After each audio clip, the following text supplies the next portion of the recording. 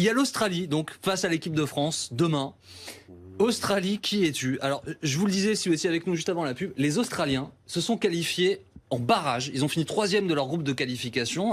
Ils ont terminé derrière le Japon. Du groupe Asie-Océanie. Ouais, derrière le Japon, l'Arabie Saoudite. Ils ont donc dû passer par les barrages. Et en barrage, ils ont battu la Syrie en 2 matchs nuls. Ils ont battu les Syriens après prolongation. Est-ce qu'il y en a un autour de cette table qui sait ce que vaut l'Australie? Moi, je les ai fait l'année dernière. J'ai commenté la Coupe des Confédérations.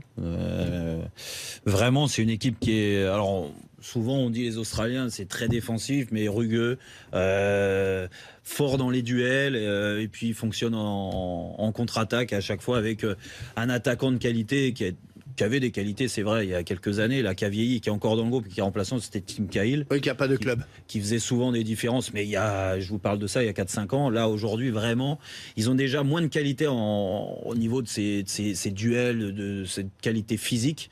Je les trouve très défensifs, mais bon, dès qu'on fera sauter le rideau... Je pense qu'avec l'Arabie Saoudite et le Panama, je crois, c'est l'équipe la plus faible.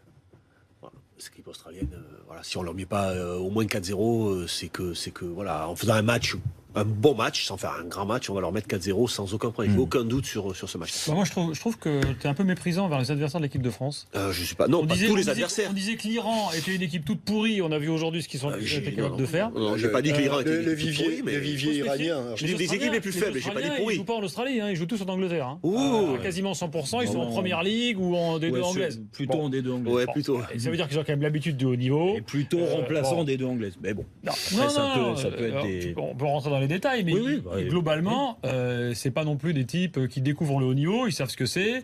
Moi, je pense pas qu'il y aura autant d'écart demain. On verra. Avec plaisir. Il faut se méfier. Alors à chaque fois, on dit ouais, la zone Asie, c'est nul. Enfin, les matchs qu'ils jouent là, Jean-Baptiste citait la Syrie et d'autres. Il faut aller. C'est des matchs qui sont compliqués. Ils ont fini derrière l'Arabie Saoudite, qui en a pris 5. Ils en ont pris 5. L'Arabie Saoudite en a pris 5 contre une équipe russe qui a pas gagné un match depuis je sais pas combien de temps contre la France. À un moment ou l'autre, ils ont fini en dessous de cette équipe-là.